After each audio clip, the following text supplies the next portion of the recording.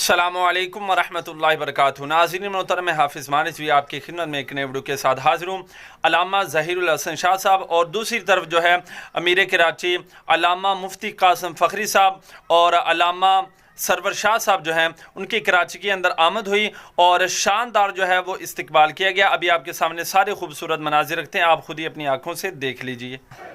जब अल्लामा ज़हीरुल हसन शाह साहब और दीगर ओहदेदारान जो हैं स्टेशन पर आए तो उनका शानदार नारों के साथ और फूलों के साथ इस्तिकबाल किया गया। अभी आपके सामने वो मनाजिर भी रखते हैं जहां पर गाड़ी और अल्लामा ज़हीरुल हसन शाह साहब को फूलों के साथ जनाब सजाया गया, फूलों की माला जो है वो पहनाई गई।